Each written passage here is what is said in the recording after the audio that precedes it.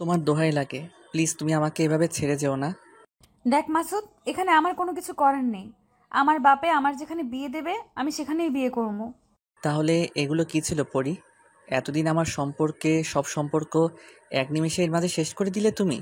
দেখ, এতদিন ছোট ছিলাম, কোনো কিছু বুঝতাম না। এখন বুঝতে শিখেছি। এখন জীবনে বেঁচে থাকতে গেলে টাকা দরকার হয়। তুই তো জানোস আমি তোরে কতটা ভালোবাসি, তোরে না পাইলে তো আমি মইরা যাব। দেখ, এখানে আমার কোনো কিছু করার নেই। আমি তখন বুঝতে পারিনি। তুই থাক, আমি গেলাম। আমার আব্বাই আসবে বাসায়, আর বিয়ের দাওয়াত দিলাম, এসে খেয়ে যাস। এই পরি, আজকে কিন্তু আসবো সন্ধ্যায় তোমার সাথে দেখা করতে। তুমি আমার জন্য বের হয়ে থাকবা। দেখ, সন্ধ্যায় আসিস না, রাত করে আসিস, বুঝছিস? আব্বাই বাসায় এসে ঘুমিয়ে পড়লে আসিস। সমস্যা কি তোর? আব্বা তো বাজারে থাকবে, আমি তখন যাব। এখন তোকে বলে রাখলাম, তুই সেইভাবেই রেডি হয়ে থাকিস। দেখ, এরকম করিস না। ধরা খেয়ে গেলে কোনো মান ইজ্জত কিছুই থাকবে না। কলঙ্কিত হয়ে যাব আমি। তাহলে কি তুই চাচ্ছিস না আমি এখন তোর কাছে যাই? তাহলে তুই কি আমাকে... তুই সন্ধ্যার পরে চলে আসিস। আমি তোকে ছাড়া থাকতে পারবো না। আমার মন কেমন করতেছে, অনেকক্ষণ থেকে তোকে দেখতেছি না। সন্ধ্যার সময় আসিস। আচ্ছা তাহলে ঠিক আছে, সেটাই হবে। আমি সন্ধ্যার সময় যাব।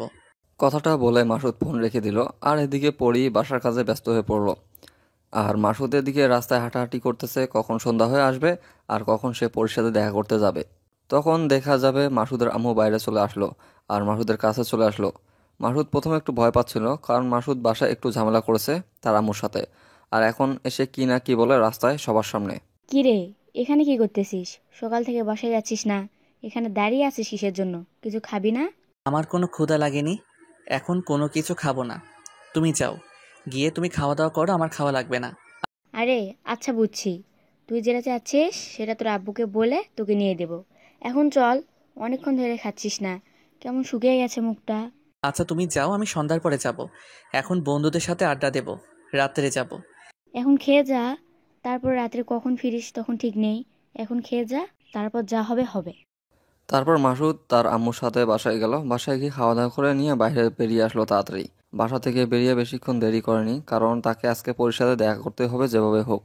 খাওয়া দাওয়া করে মাসুদ বাইরে এসে অপেক্ষা করতেছে কখন সন্ধ্যা হবে আর কখন সে পরির সাথে দেখা করতে যাবে। সন্ধ্যা ঘনিয়ে আসলো। মাসুদ পরীকে একটা এসএমএস দিয়ে মাসুদ বেরিয়ে পড়লো পরির সাথে দেখা করার জন্য। এই, তুই যে আমাকে এইভাবে সন্ধ্যায় প্রতিদিন দেখা করতে বলিস, সেটা কি সম্ভব?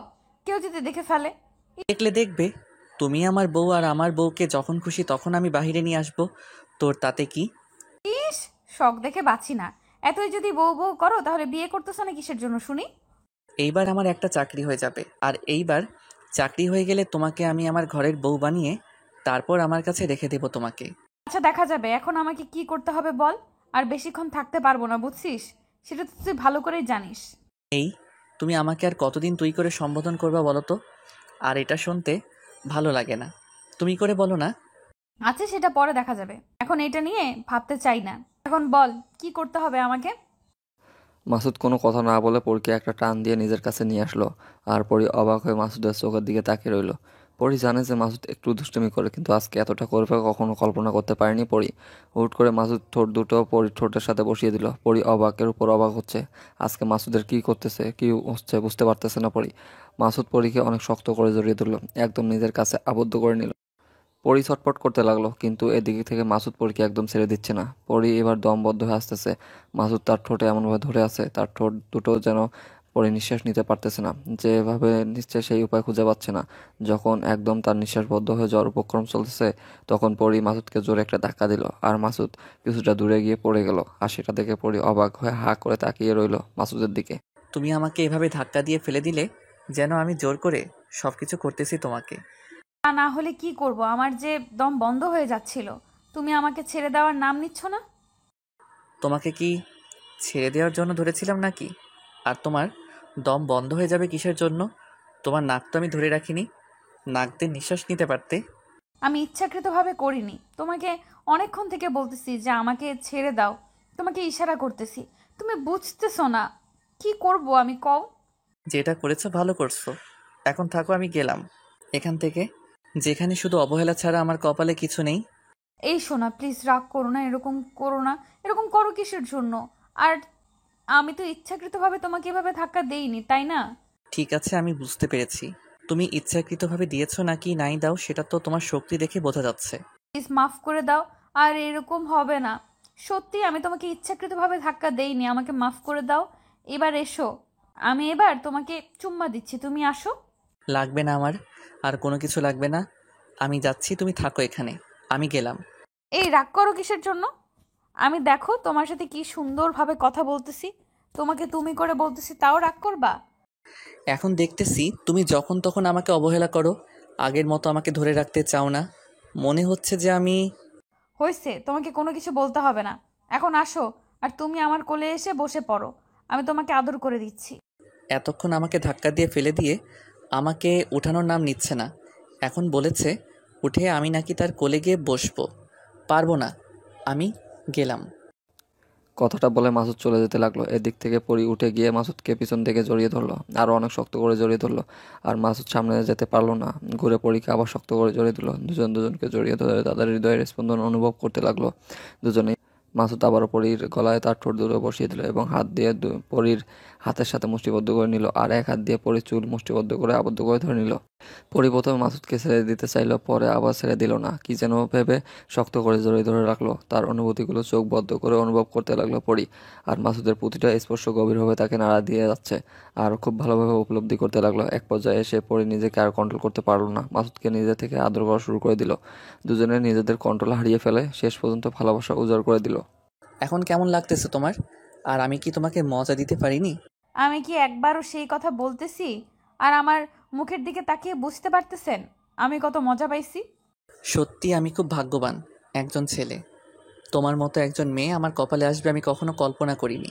খুব ভালোবাসি তোমাকে, সেটা তুমি ভালো করেই জানো। মাঝে মাঝে একটু মেজাজ গরম হয় বা রাগ ওঠে, তার জন্য এরকম করি। বোঝো না কেন? তাতে কি আমি তোমাকে কম ভালোবাসি নাকি? আমি কি তোমাকে কখনো বলেছি যে তুমি আমাকে কখনো কম ভালোবেসেছো? তাহলে তুমি আমাকে মাঝে মাঝে এভাবে রাগ দেখাও কিসের জন্য? সেটা আমাকে বলো তো। তোমার এই রাগ আমি মাঝে মধ্যে সহ্য করতে পারি না, আমার অনেক কষ্ট হয়। তুমি যে মাঝে মাঝে আমাকে কষ্টগুলো দাও আমি মেনে নিতে পারি না, আমার ভিতরে অনেক কষ্ট দেয় এগুলো। জানো, আমার না খুব ইচ্ছে করতেছে তোমার সাথে সারা রাত রোম্যান্স করতে, কিন্তু দেখো এখন এটা তো সম্ভব না। তাড়াতাড়ি বিয়ের ব্যবস্থা করো। আচ্ছা ঠিক আছে, আমি বাসায় বলবো। আর এবার আমার চাকরিটা হয়ে গেলে সাথে সাথেই তোমার বাসায় আমার বাসা থেকে মানুষ চলে আসবে। যেটাই করবে সেটা খুব তাড়াতাড়ি করো। বুঝতেই তো পারতেছো, আমার বাবা যদি একবার আমাকে বিয়ে দেওয়ার কথা মুখে নেয় তাহলে সেটা করেই ছাড়বে। টেনশন করিও না, তার আগে আমি ভালো কিছু একটা করব। তোমার বাবার কাছে এসে আমি আমার কাছে চাইবো। আচ্ছা তাহলে এখন আমি বাসার ভেতরে যাই, আব্বু আসার সময় হয়ে গিয়েছে, পরে আবার বকাবকি করবে আমাকে। আচ্ছা তাহলে ঠিক আছে, তুমি বাসায় গিয়ে পড়তে বসো, আমি যাই, গিয়ে বাসায় গিয়ে দেখি কি হয় না হয়। আচ্ছা ঠিক আছে, কালকে সকালে স্কুলের সামনে আসবা, তোমাকে দেখবো। ঠিক আছে, স্কুলের সামনে যাব, কিন্তু বেশিক্ষণ থাকতে পারবো না। কালকে একটা চাকরির ইন্টারভিউ আছে তো, সেখানে যাব তোমার সাথে দেখা করে। আচ্ছা ঠিক আছে, তাহলে সেটাই হবে। আর এখন যাও, আমি বাসার ভেতরে গেলাম, আর এখানে থাকা যাবে না। ওকে আমার লক্ষ্মী পড়ি, তাহলে তুমি বাসায় চলে যাও, আমি আমার কিছু কাজ আছে সেগুলো শেষ করে বাসায় যাব। আচ্ছা ঠিক আছে, তুমি তাহলে তোমার কাজ তাড়াতাড়ি শেষ করে বাসায় চলে যাও। আমি এখন গেলাম, গিয়ে পড়তে বসতে হবে। বাই। মাসুদ তারপর সেখান থেকে চলে গেল। আর এদিকে পরি বাসার ভিতরে এসে পড়ার টেবিলে বসে পড়লো। পরি এবং ক্লাস 10-এ পড়ে, এবার ইন্টারমিডিয়েট শেষ করলো। মাসুদ এখন চাকরির জন্য একটু মোটামুটি ছোটাছুটি করতেছে। পরীকে সে খুব ভালোবাসে একদম মন থেকে, আর পরি মাসুদকে একদম মন থেকে ভালোবাসে। দুজন ভালোবাসা অনেক সুন্দর চলতেছিল। আর এদিকে মাসুদ তার চাকরির জন্য দৌড়াদৌড়ি করতেছিল, পরি তার পড়াশোনা নিয়ে ব্যস্ত হয়ে পড়েছে, সামনে তার এসএসসি এক্সাম। এভাবে দিন চলতেছে তাদের। হুট করে একদিন পরি মাসুদকে ফোন করে সন্ধ্যার সময় দেখা করার জন্য ডাকলো। মাসুদ অবাক হয়ে গেল, কারণ গতকালকে দেখা করে এসেছে, আর এদিকে আজকে তারা নাকি দেখা করবে না, এটা পরি আগে থেকে তাকে বলে দিয়েছিল। কিন্তু হুট করে ফোন করে ডাকতেছে দেখা করার জন্য। মাসুদ আর কোনো কিছু চিন্তা না করে পরির সাথে দেখা করার জন্য বাসা থেকে বেরিয়ে পড়লো। কি হয়েছে এত রাতে তুমি আমাকে এভাবে ডাকলে কেন? কোনো সমস্যা? তোমার চাকরির কি হলো? আজকে না একদল লোক আমাদের বাসায় এসেছিল আর বাবাকে খোঁজ করলো। আমি বললাম কিসের জন্য, তারা বললো মেয়ে দেখতে এসেছে। আরে পাগলি মেয়ে দেখলে যে বিয়ে হয়ে যায় এরকমটা তো না, তাই না? আমাকে কিছুদিন সময় দাও। তুমি তোমার বাবাকে বলো কয়েকটা দিন পরে তুমি বিয়ে করবে। তুমি দেখো, বুঝতে পারছো না? হুট করে যদি আমার বাবা আমাকে বিয়ে দিয়ে দেয় তাহলে কিন্তু আমি কিছু করতে পারবো না, পরে আবার আর আমাকে দোষারোপ করতে পারবে না।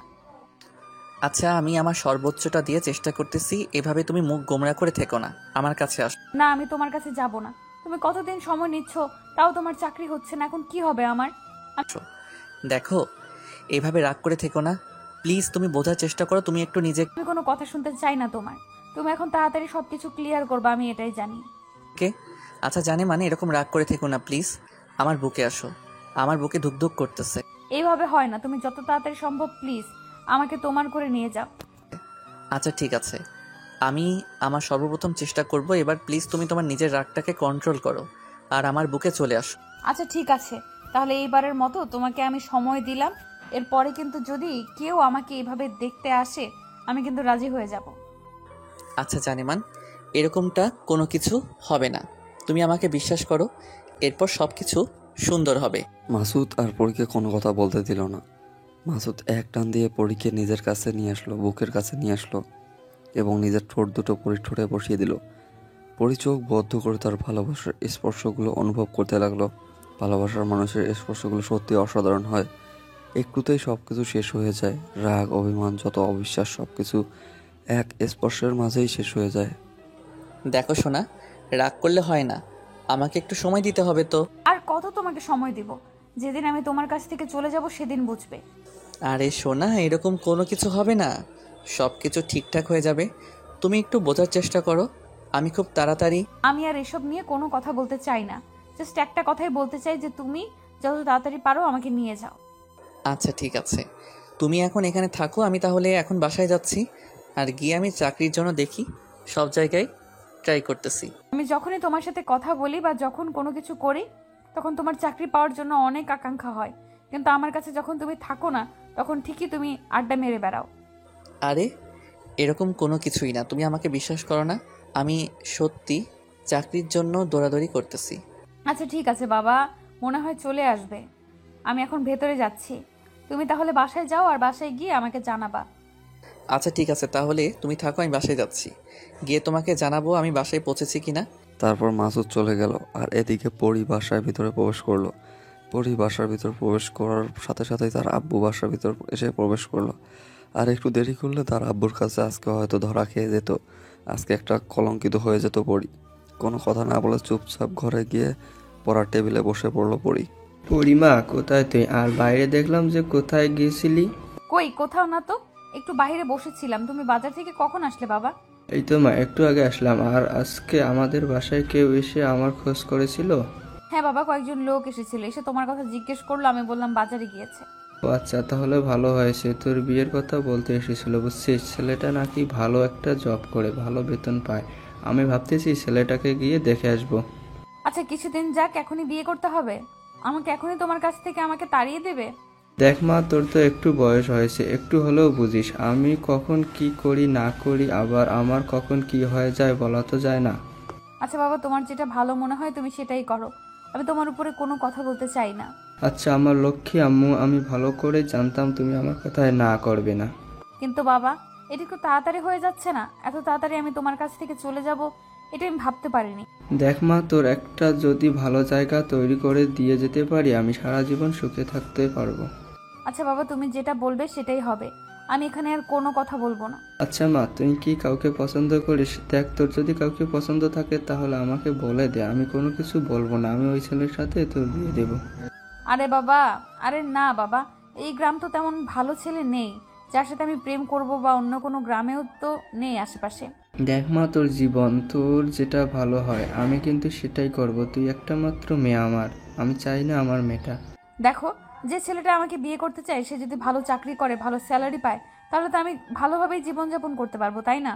এই তো আমার লক্ষ্মী মা বুঝতে পেরেছে। তাহলে আমি ওই ছেলেকে কালকে দেখতে যাব, তারপর সবকিছু সুন্দরভাবে জেনে শুনে তারপর কথা বলবো, তার আগে বলবো না। আচ্ছা বাবা, তোমার যেটা ভালো হয় তুমি সেটাই করো, আমি এখানে কোনো কথা বলবো না তোমার বিরুদ্ধে। আচ্ছা মা, তাহলে তুমি গিয়ে পড়া টেবিলে বসে পড়, আমি একটু চা খেয়ে আসি, এসে তারপর খাওয়া দাওয়া করে ঘুমাবো। কথাটা বলে রেজাউল সেখান থেকে চলে গেল। আর এদিকে তার মেয়ে পরী মনে মনে অনেক খুশি হলো, শেষ পর্যন্ত সে সুখেই থাকতে পারবে। আর মাসুদ যদি চাকরি পায় তাহলে মাসুদকে বিয়ে করবে, আর যদি ওই ছেলে ভালো হয় তাহলে ওই ছেলেকে বিয়ে করবে। পরীর মনে এরকম একটা কল্পনা। পরী ভাবতেছে যে জীবনে বেঁচে থাকতে হলে টাকা প্রচুর প্রয়োজন হয়, ভালোবাসা দিয়ে সারা জীবন পার করা যায় না। এদিকে মাসুদ বাসায় এসে চাকরির জন্য পাগলের মতো এদিক ওইদিক ফোন দিচ্ছে। তাড়াতাড়ি একটা চাকরি দরকার তার। কি রে বাবা, এরকম করতেছিস কি জন্য বুঝতে পারতেছি না তো। একটু শান্তভাবে বস। কি বলবো আম্মু, আর কতদিন এভাবে বেকার তোমাদের উপর চেপে থাকবে বলো? একটা তো চাকরির দরকার আমার, তাই না? আরে বাবা, আমরা তো বুঝতেছি তুই অনেক দৌড়াদৌড়ি করতেছিস, তাই না? আমরা তো দেখতেছি। দেখো মা, আর কতদিন এই মিথ্যা বা ব্যর্থ জীবন নিয়ে আমি চলবো তোমাদের উপর ভর করে? আমরা কি কখনো বলেছি তোকে চাকরি করতে হবে, বা আমরা সংসার চালাতে পারতেছি না, বা তোর বাবাও তোকে কখনো চাকরি করতে বলেছে?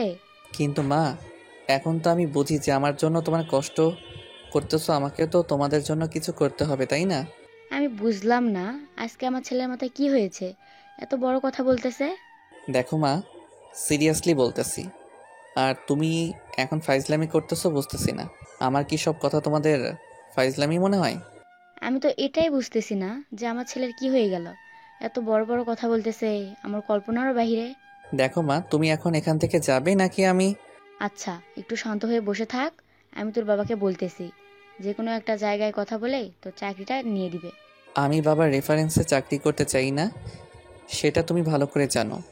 আর আগে থেকে জানো যে আমার বাবাকে আমি... আচ্ছা ঠিক আছে, মাথা ঠান্ডা কর। এসব বিষয় নিয়ে আমি তোর সাথে কোনো কথা বলবো না। তোর যেটা ভালো হয় সেটা কর। আচ্ছা আমার ঠিক আছে, তাহলে তুমি তোমার রুমে কি রেস্ট করো, আমাকে আমার কাজ করতে দাও। বেশি কথা বলিও না তো এখন। দেখো বাবা, মাথা গরম করে কিন্তু কোনো কিছু হয় না। মাথা ঠান্ডা করে সব কিছু করো, ভালো হবে। আচ্ছা ঠিক আছে, আমি ঠান্ডা মাথায় করতেছি। তুমি পারলে আমার খাবার টেবিলে খাবার দাও, ক্ষুধা লাগছে। তারপর আলেয়া বেগম চলে গেল তার ছেলের রুমে গিয়ে ডাইনিং টেবিলে তার ছেলের জন্য রান্না করার খাবারগুলো সুন্দর করে সাজিয়ে টেবিলে রাখছে তার ছেলের জন্য। আর এদিকে মাসুদ তার ফ্রেন্ড বা তার বড় ভাই যারা ছিল আর কি সবাইকে ফোন করা শেষ করেছে যে তার একটা চাকরির প্রয়োজন, কোথাও যদি কোনো চাকরি থাকে তাহলে যেন খুব তাড়াতাড়ি তাকে জানায়।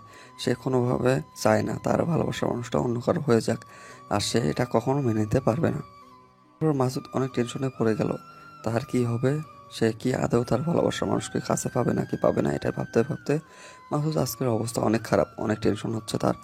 কিন্তু সব টেনশন পিছনে রেখে খাবার খেতে গেল, কারণ খাবার খেতে হবে। খালি পেটে থাকলে আরও রাগটা বেশি উঠবে, টেনশন বেশি হবে, আর পরে অসুস্থ হয়ে পড়বে। ঠান্ডা মাথায় সব কিছু করতে হবে তাকে। এইটা ভেবে মাসুদ খাওয়ার জন্য বাইরে চলে আসলো। এসে দেখে তার আম্মু তার জন্য খাবার নিয়ে বসে আছে। গিয়ে পরি এবং পরির বাবা দুজনে খাওয়া দাওয়া শেষ করে ঘুমানোর প্রস্তুতি নিল। আর পরির বাবা বলে দিয়েছে যদি তার পছন্দ হয় বিয়েটা কিন্তু সেখানেই হবে।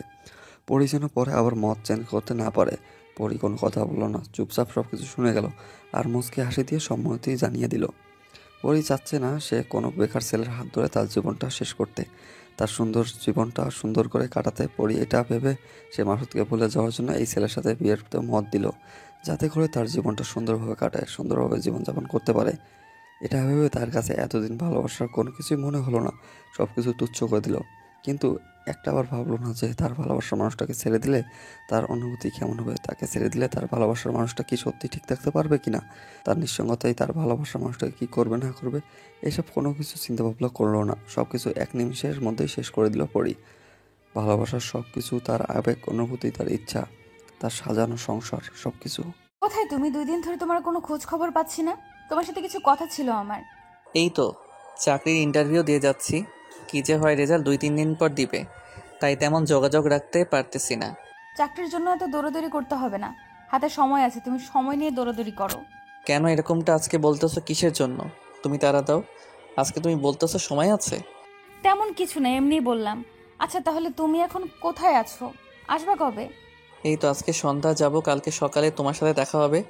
সমস্যা নেই, স্কুলের সামনে আসিও, আমি ওইখানে তোমার জন্য অপেক্ষা করব। আচ্ছা দেখি কালকে স্কুলে যদি যাই তাহলে যাব, সমস্যা নেই। আর যদি না যাই তাহলে আমি তোমাকে জানিয়ে দেব। সব কিছু ঠিকঠাক আছে তো? নাকি তোমার কোনো সমস্যা হয়েছে, নাকি পারিবারিকভাবে কোনো সমস্যা? এদিকে সব কিছু ঠিকঠাক আছে, তুমি তোমার মতো থাকো, আমি আমার মতো আছি, সমস্যা নাই। আর কথা হচ্ছে বাসায় এসে দেখা করিও। আজকে তুমি এভাবে কথা বলছো, ব্যাপারটা বুঝলাম না। কোনো সমস্যা থাকলে বলো।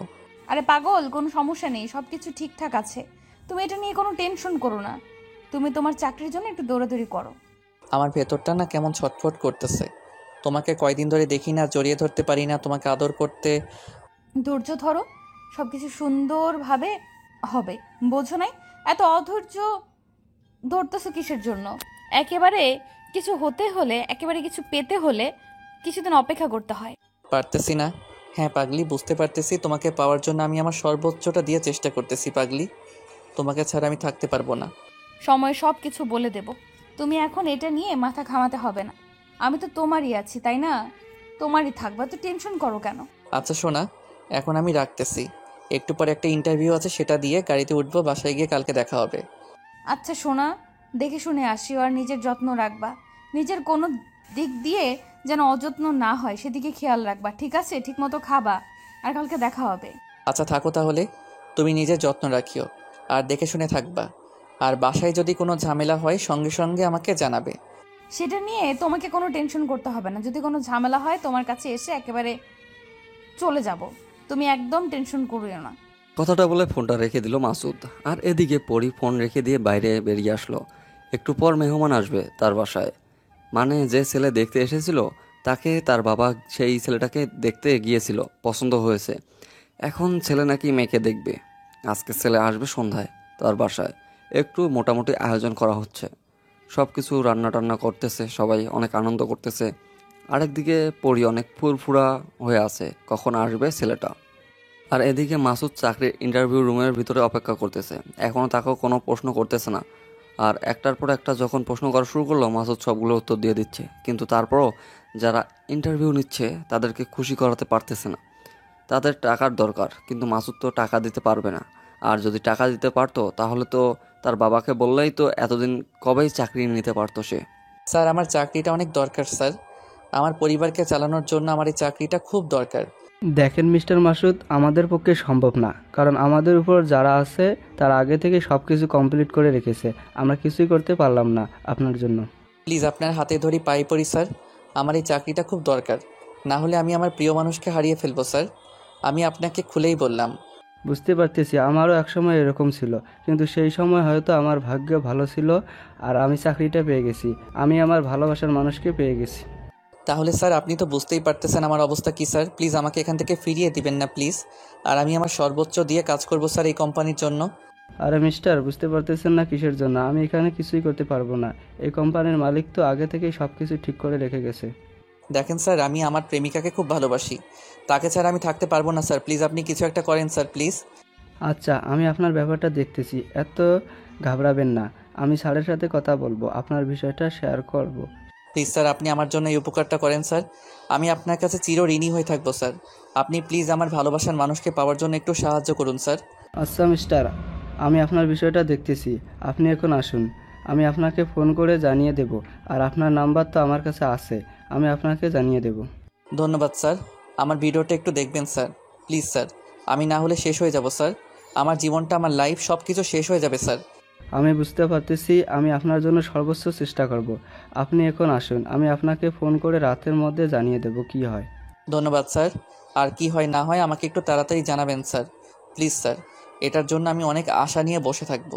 মাসুদ তারপর বেরিয়ে আসলো অফিস কক্ষ থেকে। খুব ভালো করে জানে মাসুদ এই চাকরিটা হবে না। সে যতই তাদের কাছে সাহায্য চাক না কেন, তার টাকার লোভী। টাকা হলে বর্তমান পৃথিবীতে সব কিছু হয়। টাকার জন্য কত কি যে শেষ হয়ে যাচ্ছে দিনের পর দিন। কত ভালোবাসার মানুষ তার প্রিয় মানুষকে আপন করে নিতে পারতেছে না শুধু এই টাকার কারণে। আর বর্তমানের ভালোবাসাগুলো তো এরকম হয়ে গিয়েছে যে টাকা না থাকলে ভালোবাসা থাকতেই চায় না, নিরুপায়। যে মেয়েগুলো টাকা ছাড়া নিঃস্বার্থভাবে ভালোবাসে তারাই হয়তো টিকে আছে এই পৃথিবীতে। কিন্তু ভালো জীবনযাপন করতে চায় যারা, ভালো থাকতে চায় যারা, টাকার প্লাস একটু সুন্দর ছেলে দরকার, বা ছেলে সুন্দর না হলেও চলবে, তাদের যদি টাকা থাকে তাহলেই চলবে, যেন খুব ভালো হবে, অনায়াসে জীবনটা পার করতে পারে। মাসুদের দু চোখ থেকে দু ফোঁটা নোনা জল গড়িয়ে পড়ল।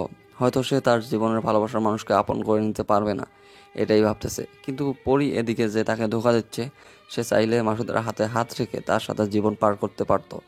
মাসুদ কোনো কিছু না ভেবে উদাসীন হয়ে গাড়িতে করে বাসার উদ্দেশ্যে রওনা দিল। আপনার কি আমাকে পছন্দ হয়েছে? মানে আমাকে কি আপনার স্বামী হিসাবে গ্রহণ করা যায়?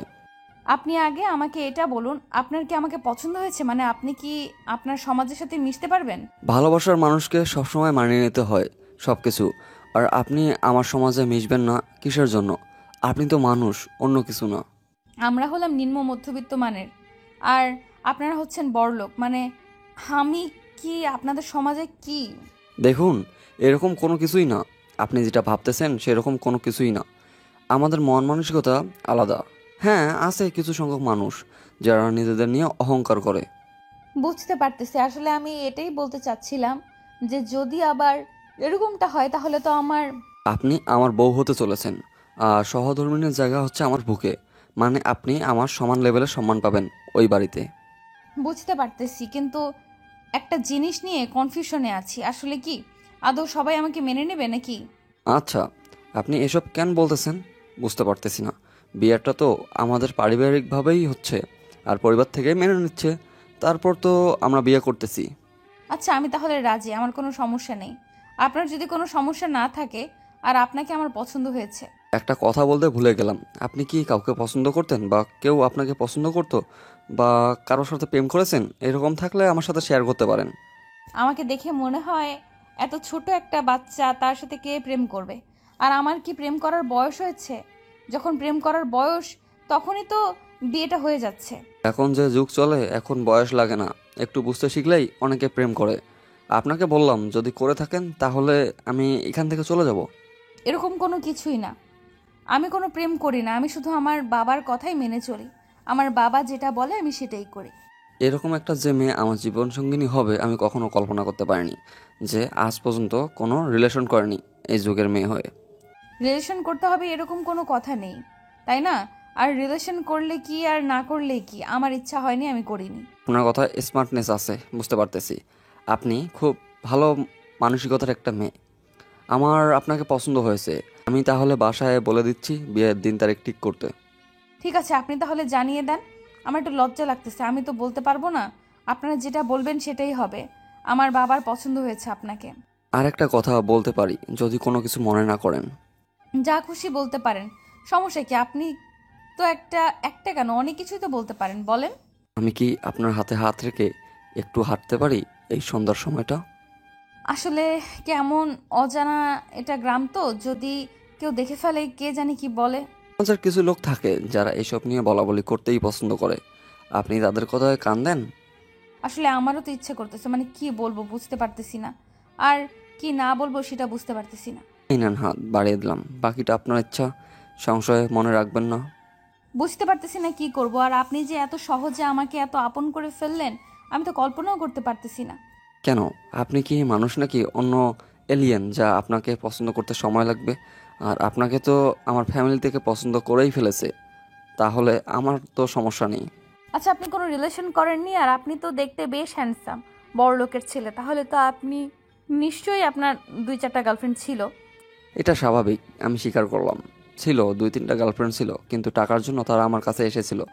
আর আপনার সাথে আমার বিয়ে হচ্ছে পারিবারিকভাবেই। আচ্ছা, বুঝতে পারছি।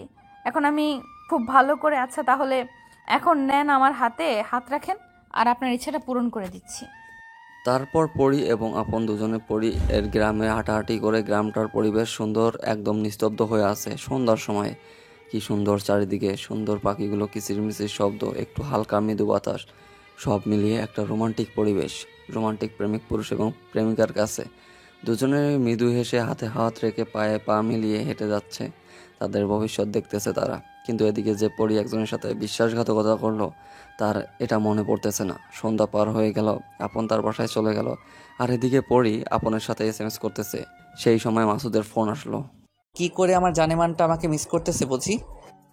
হ্যাঁ সোনা, তোমাকে খুব মিস করতেছি। কালকে তুমি আসিও, তোমার সাথে আমি দেখা করব। কাল সকালে তো দেখা করা সম্ভব না। কাল সকালে এক জায়গায় যাব, বিকেলে তোমার সাথে দেখা করি বা সন্ধ্যার পর। এখন সন্ধ্যার পর দেখা করতে পারবো কিনা সেটা বলতে পারতেছি না। বাসায় মেহমান আসার কথা, যদি বাসায় মেহমান আসে তাহলে দেখা করা হবে না। আগেও তো তোমার বাসায় মেহমান এসেছিল, তুমি তো তাও দেখা করেছো। আজকে তুমি চেষ্টা করলে ম্যানেজ করতে পারবা। আচ্ছা, আমি তোমাকে বিকেলে জানিয়ে দিব সন্ধ্যার পর দেখা করতে পারবো কিনা। এখন তুমি কি করতেছো? খাওয়া দাওয়া করছো? বাসায় এসে গেছো? একটু আগেই বাসায় পৌঁছালাম, এসে গোসল করে তোমাকে ফোন দিলাম। মাথা ব্যথা করতেছিল তো, তার জন্য গোসলটা করে নিলাম আর কি। খুব ভালো করেছো। এখন যাও, কি খাওয়া দাওয়া শেষ করো, তারপর ফোন দিও, কথা বলবো এখন, কেমন? আচ্ছা ঠিক আছে, আমি 5 মিনিট পরে তোমাকে ফোন দিচ্ছি, তুমি ফোন ধরবা কিন্তু। আচ্ছা আমার জানেমান, আমি আমার ফোন আমার কাছে রাখতেছি, তুমি যাও এখন গিয়ে খাওয়া দাওয়া করে নাও, তারপর ফোন দাও। থাকো তাহলে। আর তোমাকে খুব দেখতে ইচ্ছা করতেছে তো, কালকে যে কোনো উপায় হোক আমাকে তোমার সাথে দেখা করতে হবে না, থাকতে পারবো না। এখন আমি কোনো কথা শুনতে চাই না। তুমি এখন খাওয়া দাওয়া করবা, তারপরে এসে ফোন দিবা, বাকি কথা পরে হবে। ঠিক আছে, আমি গেলাম খাওয়া দাওয়া করার জন্য, তুমি থাকো, আসতেছি। মাসুদ তারপর খাওয়া দাওয়া করার জন্য তার আম্মুকে বলল খাবার টেবিলে যেন খাবার দেয়। আর এদিকে পরি যে তার হবু স্বামীর সাথে কথা বলতেছিল ফোনে কেটে দিয়েছে, দেখে অনেকগুলো SMS দিয়েছে।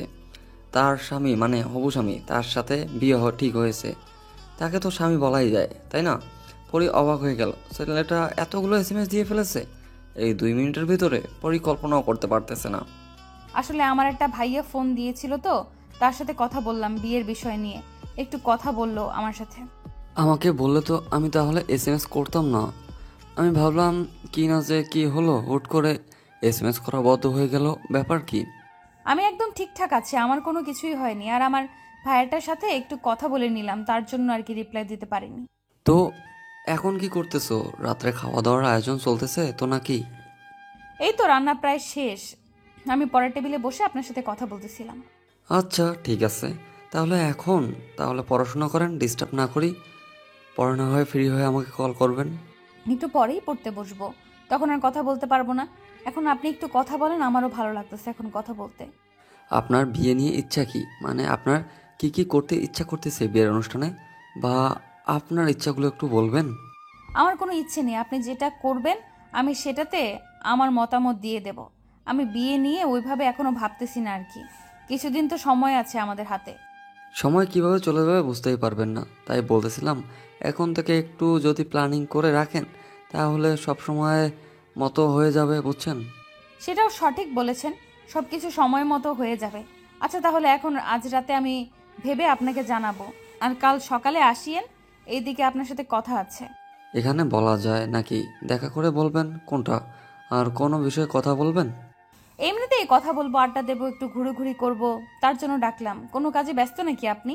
মোটেও না, আমার তো কোনো কাজ নেই। আচ্ছা তাহলে কাল সকালে আমি আপনার বাসায় যাচ্ছি, আপনি আমার জন্য অপেক্ষা করেন।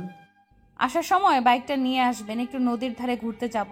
আমার খুব ইচ্ছে করতেছে একটু বাইকে করে নদীর ধারে আমাকে ঘুরিয়ে নিয়ে আসবেন। এটা কোনো কথা হলো? আমার বউ একটা ইচ্ছা আর আমি সেটা পূরণ করব না? এটা কি বললেন আপনি শুনি? আচ্ছা ঠিক আছে, তাহলে এটাই হবে। আমি তাহলে আপনার জন্য কালকে সকালে সাজুগুজু করে অপেক্ষা করব। এখন ঠিক আছে, তাহলে এখন পড়াশোনা করেন, কাল সকালে আমাদের দেখা হবে। কথাটা বলে ফোনটা রেখে দিল পরি। আর এদিকে তার আব্বু তার রুমে প্রবেশ করলো, করে দেখে তার মেয়ে ফোনে কার সাথে যেন কথা বলেছে। কোনো কিছু বলল না, কারণ এখন কথা বলার মানুষ আছে তার জন্য। হাসি মুখে তার মেয়েকে পাশে এসে বসিয়ে নিল। আর এটা যদি এর আগে হতো তাহলে হয়তো আজকে বাসায় তুলকালাম কাণ্ড তৈরি হয়ে যেত। যেহেতু এখন বিয়ে ঠিক হয়েছে, ছেলের সাথে হয়তো একটু কথা বলতেছে, তার জন্য কিছু বলল না। পরি মাথা নিচু করে বসে আছে, তার আব্বু হয়তো কিছু কথা শুনে ফেলেছে, এখন যদি তাকে কিছু বলে তাহলে লজ্জা পেতে হবে। কিন্তু রেজাউল সাহেব কোনো কথা বলল না, তার মেয়েকে এই বিষয় নিয়ে চুপচাপ বসে আছে। তিনি ভাবতেছে 2-1 দিন পর তার মেয়েটা এই বাড়ি ছেড়ে চলে যাবে, পুরো বাড়িটা শূন্য হয়ে থাকবে। বাবার মন বলে কথা, বাবার মনে মেয়ের জন্য কতটা ভালোবাসা আকাশ সমান বিশাল। একজন বাবার কাছে একটা মেয়ে যে কি সেটা একজন বাবাই বোঝে, আর একজন মেয়ে বোঝে না। কি রে বাবা, চুপ করে আছিস কেন? মন খারাপ নাকি? কোনো হয়েছে? না বাবা, আমার আবার কি হবে? এই তো একটু পড়তে বসছিলাম, তাতে আপনার জামাই আর কি ফোন করলো, তার সাথে কথা বললাম। ভালো করেছিস, বিয়ে তো কিছুদিন বাকি আছে। এর মাঝে একটু টুকটাক কথা বললে দেখবি যে পরিচিত হতে পারলে পরে আবার সমস্যা হবে না। আরে বাবা না, তেমন কথা হয় নাই। আজকে হুট করে ফোন করলো তো, আমার নাম্বার যে কই পাইছে। আমি দিয়েছিলাম, কারণ তোমাদের এখন থেকে একটু টুকটাক কথা বললে পরে সংসার জীবনটা অনেক ভালো হবে, তার জন্যই দিয়েছিলাম। কি দরকার ছিল বাবা নাম্বারটা দেওয়ার? এখন তো মাঝে মাঝে ফোন করবে, তাই না? আর ফোন করলে তো একটু কথা বলতে হবে। আরে মা, কথা বল, সমস্যা নেই। তার সাথে সারা জীবন পার করবি, তার সাথে এখন থেকে পরিচিত হয়ে নে। আমি তো বলতেছি না যে কথা বলা যাবে না। আচ্ছা বাবা, তুমি যেটা বলবে সেটাই করব। আমি তোমার উপর কথা বলতে পারবো না। আমার লক্ষ্মী মা, এখন চল একসাথে খাওয়া দাওয়া করবো। আজকে কেমন জানি লাগতেছে। কেন বাবা, তোমার শরীর খারাপ করতেছে? তোমার শরীর খারাপ করলে বলো, আমি ওষুধ দিচ্ছি। আরে তেমন কোনো কিছু না, আমি সব ঠিক আছি। তুই চলে যাবি 2 দিন পরে, তাই একটু খারাপ লাগতেছে আমার। এই জন্যই বলেছিলাম বাবা, আমি তোমার কাছে থেকে যাই। কিন্তু তুমি আমার কথা শুনতেছো না। এখন আমি তোমার কাছে বোঝা হয়ে গিয়েছি, তো তাই আমাকে তাড়িয়ে দিচ্ছ। আরে মা, এই কথা বলিস না, তাহলে আমার মনটা আরও ভেঙে যাবে। বুঝছিস, আমার কাছে কখনো তুই বোঝা হয়ে থাকবি না। আমি যদি পারতাম তোকে সারা জীবন আমার কাছে রাখতাম, বাট আচ্ছা বাবা, এসব নিয়ে কথা বলা বন্ধ করো তো। এইসব নিয়ে কথা বললে তোমার মন খারাপ হবে, কান্না করবে, আমিও কান্না করে দেব। তারপর বাবা মেয়ে দুজনে মিলে খাবার টেবিলে চলে গেল। খাওয়া দাওয়া শেষ করে রেজাউল সাহেব তার রুমে চলে গেল। আর এদিকে পরি রুমে আসলো। পরি রুমে এসে দেখে মাসুদ তাকে অনেকবার ফোন দিয়ে ফেলেছে, কম করে 10 থেকে ফোন দিয়ে ফেলেছে। পরি ফোনটা হাতে নিল, হাতে নিয়ে দেখে কয়েকটা এসএমএস দিয়েছে, ব্যস্ত নাকি, কী করতেছো, এরকম কয়েকটা এসএমএস দিয়েছে। কিন্তু পরি তার বাবার সাথে অনেকক্ষণ গল্প করতেছিল আর খাওয়া দাওয়া করতে আজকে অনেক সময় লেগেছে, তার জন্য ফোন এই রুমে ছিল। আর মাসুদ কথা তো আর এখন বেশি মনে পড়ে না আগের মতো। কোনো কিছু চিন্তা না করে পরি মাসুদকে একটা এসএমএস করলো ফোন দেওয়ার জন্য। আর এই সময় পরি মাসুদের সাথে সাথে একটু সাহস নিয়ে কথা বলতে পারবে, কারণ তার বাবা জানবে যে সেই ছেলের সাথেই কথা বলছে। কিন্তু পরি খুব ভালোভাবে বুঝতে পারতেছে যে মাসুদের অবস্থা কী এখন, তাই পরি সরাসরি মাসুদকে ফোন করার জন্য বলল, একটু কথা বললে সব কিছুই হয়ে যাবে। এটা ভেবে ফোন দেওয়ার জন্য এসএমএস দিল মাসুদকে। কি হলো? কোথায় ছিলে? তোমাকে এতবার ফোন করলাম, এসএমএস করলাম, তাও তোমার কোনো রেসপন্স পাচ্ছিলাম না। আব্বুর সাথে খাবার খাচ্ছিলাম, আজকে অনেক দিন পর অনেক গল্প করতেছি, খাবার বসে তো, তাই খাইতে অনেক লেট হয়ে গিয়েছে।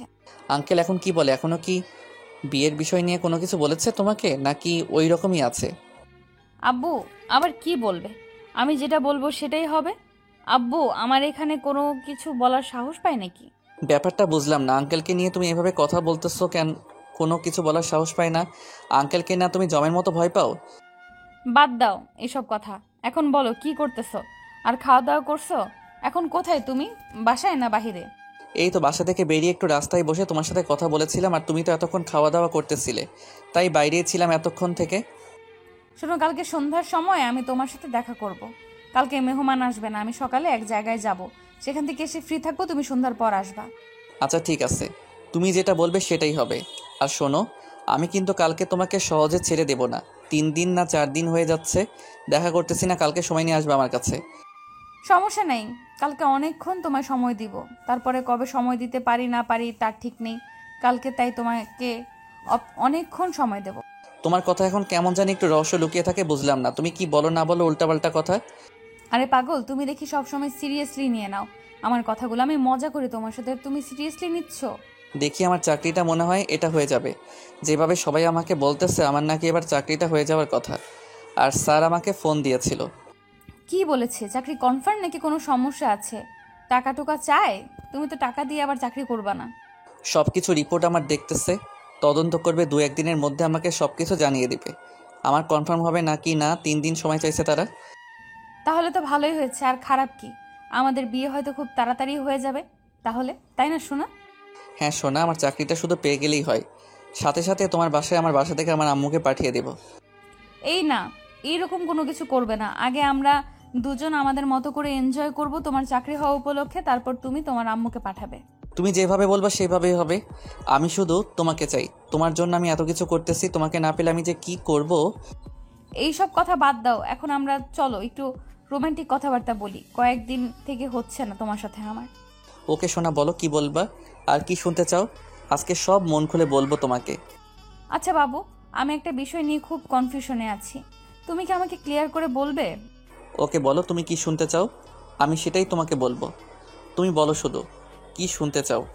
একটা ছেলে আর একটা মেয়ে যখন ইয়ে করা শুরু করে দেয় তখন কতক্ষণ সময় লাগে, আর ওই ছেলেটা ওই মেয়েটার কাছে? জানো আমাদের তো বিয়ে হচ্ছে, তারপর তোমাকে বাসরাতে বুঝিয়ে দেব। না, আমার এখনো বোঝাতে হবে, তুমি আমাকে এক্ষুনি বোঝাবা, বোঝো নাই? আমরা তো একবার করছি তাই না, তাহলে আবার বোঝাতে হবে কেন? তখন তো আমি কিছুই বুঝতে পারিনি, তখন কি হয়ে গিয়েছে, আর তখন প্রথমবার ছিল তাই ওরকমভাবে মজা পাইনি। আচ্ছা ঠিক আছে, কালকে রাত্রে তোমাকে আমি সুন্দর করে বুঝিয়ে দেব। বোঝো নাই, কালকে দেখা করি। ওই, তোকে বলছি না তুই এখন আমাকে বুঝাবি? তাহলে এত কথা বলিস কিসের জন্য? এত রাগ দেখাচ্ছ কিসের জন্য? কালকে তোমার সাথে দেখা করতেছি, তখন সামনাসামনি বুঝিয়ে দেব। এখন ফোনে একটা কেমন হয় না? আচ্ছা ঠিক আছে, কালকে তাহলে সেই প্রস্তুতি নিয়ে আসিস, আমাকে কিন্তু সব কিছু ডিটেলসে বুঝিয়ে দিবি কেমনে কি হয় না হয়। তুমি চাইলে আমি প্র্যাকটিক্যালি আবার তোমার সাথে সবকিছু করতে পারি, যদি তোমার ইচ্ছা থাকে আর একবার করার। সেটা কালকে দেখা যাবে। এখন এটা নিয়ে একটুও আশা করবি না, বুঝছিস? এখন কালকে দেখা করিস। তুমি আবার আমাকে তুই তোকারি করতেছো, এটা কিন্তু ঠিক না, জানো? বাদ দে, এইসব নিয়ে এখন আর কথা বলতে ইচ্ছে করতেছে না। এখন বল, কালকে কোথায় কি কি করবি আমাকে একটু বল। সেটা না হয় পরে বলবো, কালকে দেখা হলে সব কিছু বলবো। এখন আমার একটু ঘুম পাচ্ছে, আমি ঘুমাই। পাচ্ছে মানে? এত তাড়াতাড়ি ঘুমাবি তুই? আমার তো বিশ্বাসই হচ্ছে না। তুই তো কখন এত তাড়াতাড়ি ঘুমাস না।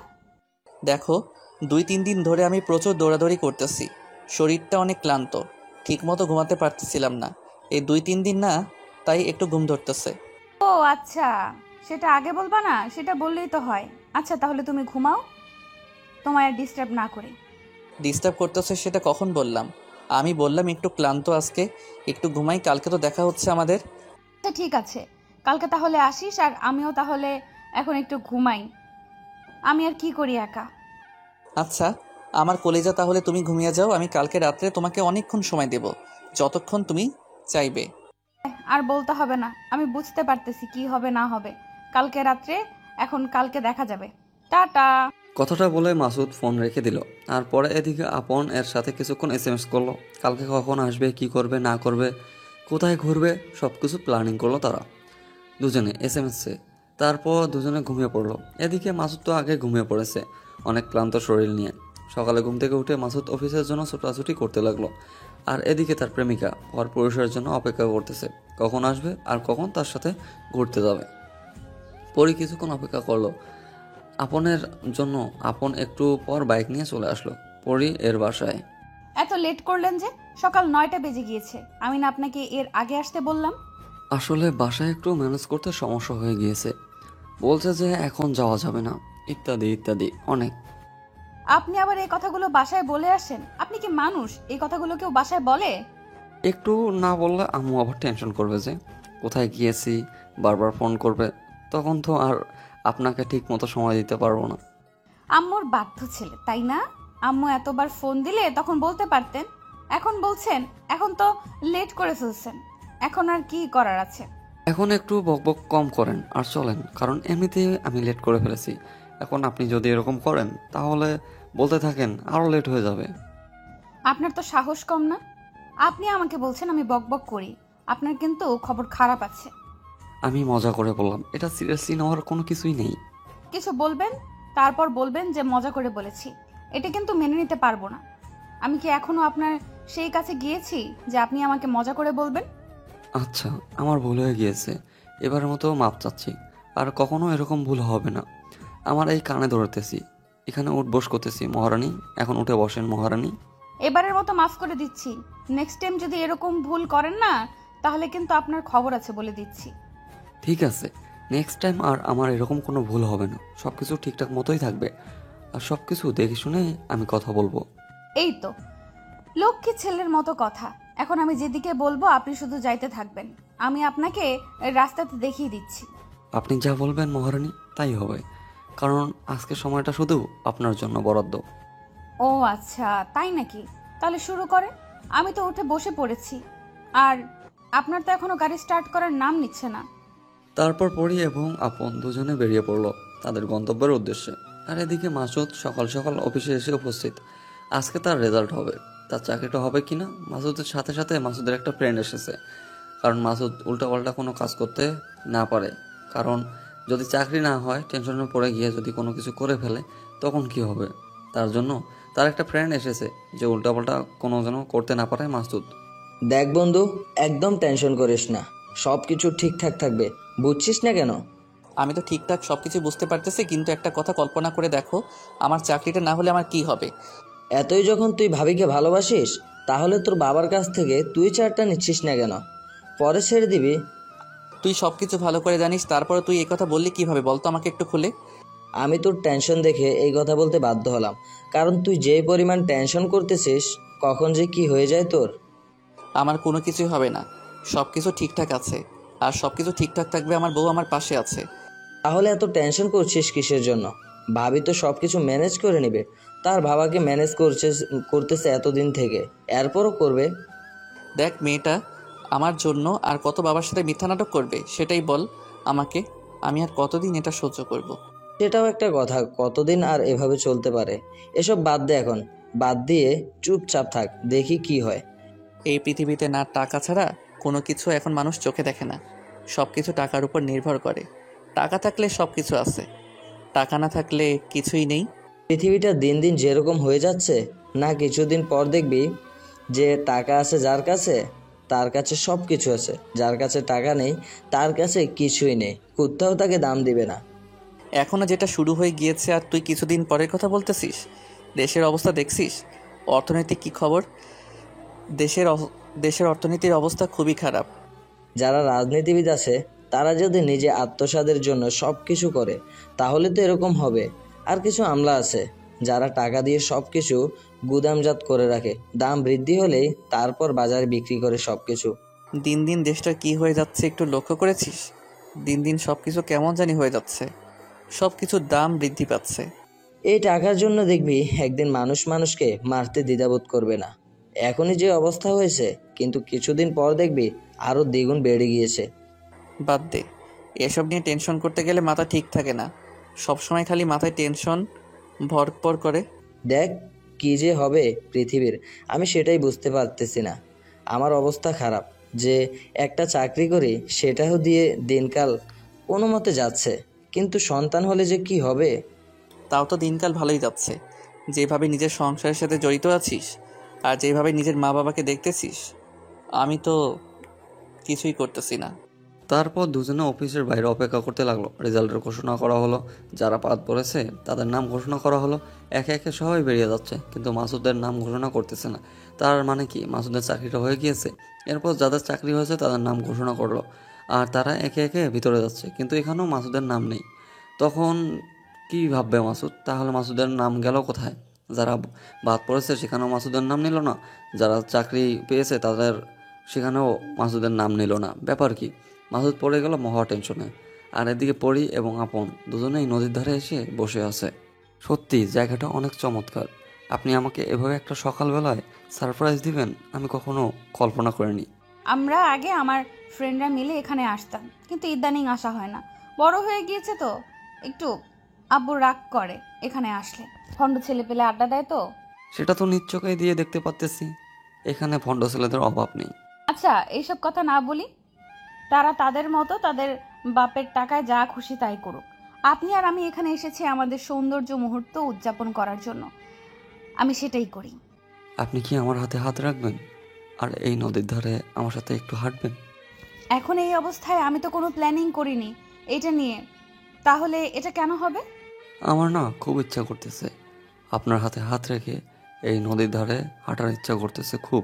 আচ্ছা এখানে ফুচকা পাওয়া যায়, আমাকে আপনি ফুচকা খাওয়াবেন, আমি আপনার ইচ্ছা পূরণ করব।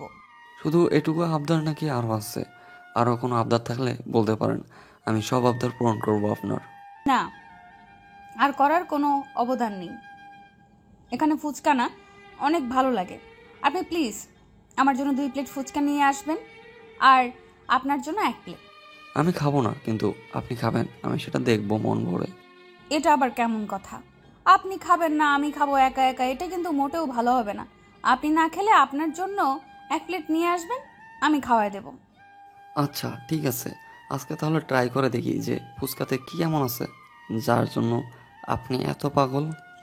একবার খেলে ভুলতে পারবেন না, বুঝছেন? বারবার খেতে মন চাইবে আপনার। নিয়ে আসেন, আমি আপনাকে খাওয়াই দিচ্ছি, দেখেন। তারপর আপন গিয়ে ফুচকার দোকান থেকে 3 প্লেট ফুচকা নিয়ে আসলো। 2 প্লেট এগিয়ে দিল পরীর দিকে, আর 1 প্লেট সেখানে রেখে দিল। পরী খাচ্ছে আর আপন তার দিকে তাকিয়ে আছে, আর আপন পরীকে খাওয়াই দিচ্ছে মাঝে মাঝে, আর পরী হাসাহাসি করতেছে, রং তামাশা করতেছে। আর এদিকে মাসুদ এখনও সেখানে বসে আছে। যেই লোকটার সাথে মাসুদের কথা বলেছিল সেই লোকটা এখনও কাজে অনেক ব্যস্ততার সাথে, কথা বলতে হবে, না হলে তো এখান থেকে যাওয়া যাবে না। তার জন্য সে সেখানে বসে অপেক্ষা করতেছে। তার ভালোবাসার মানুষকে যে কোনো মূল্যেই হোক তাকে পেতে হবে, তার জন্য শত কষ্ট সে করবে। কিন্তু মাসুদ তো জানে না তার ভালোবাসার মানুষ কোথায় রং তামাশা করতেছে, কোনো পর পুরুষের সাথে। কিছুই জানে না মাসুদ। মাসুদ শুধু জানে পরি তাকে নিজের জীবন থেকেও বেশি ভালোবাসে, আর মাসুদ পরীকে নিজের জীবনের থেকেও বেশি ভালোবাসে। স্যার, আপনি তো খুব ভালো করে জানেন এই চাকরিটা আমার জন্য কত প্রয়োজন। আসলে আপনার ব্যাপারটা হয়েছে কি, সেটা হচ্ছে যে কিভাবে যে বলি। স্যার প্লিজ, কি হয়েছে আমারটা একটু বলবেন তাড়াতাড়ি স্যার আমার। আসলে মিস্টার মাসুদ, আপনার বিষয়টা স্যার নিজেই তদন্ত করবেন। আমি বিষয়টা বুঝলাম না স্যার। নিজেই তদন্ত করবেন মানে? আমি পুরো বিষয়টা ক্লিয়ারভাবে বুঝতে পারলাম না। আসলে বড় সাহেব রিটায়ার্ড করেছেন, তার মেয়ে এখন সব কিছুর দায়িত্বে নিয়েছেন। আর ম্যাডাম চাচ্ছেন যে আপনার সাথে ভালোভাবে কথা বলতে, উনি সরাসরি। তাহলে প্লিজ আমাকে একটু ম্যাডামের সাথে কথা বলার জন্য আমাকে ব্যবস্থা করে দেন স্যার। আমি কথা বলবো স্যার। মিস্টার, আপনি একদম টেনশন করবেন না, সব কিছু হয়ে যাবে আপনার। ম্যাডাম যেহেতু এই বিষয়টা নিজে দেখবেন, আর ম্যাডাম পরশুদিন থেকে জয়েন করবে। তাহলে কি আমি আজকে ম্যাডামের সাথে দেখা করতে পারবো না কোনো উপায়ে? আপনার চাকরিটা হয়ে যাবে, এত টেনশন করেন না। ম্যাডাম বলেছে আপনার চাকরিটা কনফার্ম, কিন্তু ম্যাডাম একটু তদন্ত করবে আপনার বিষয়টা, এটাই। ও আচ্ছা, তাহলে এই ব্যাপার। তাহলে কি আমি নিশ্চিন্তে থাকতে পারি স্যার?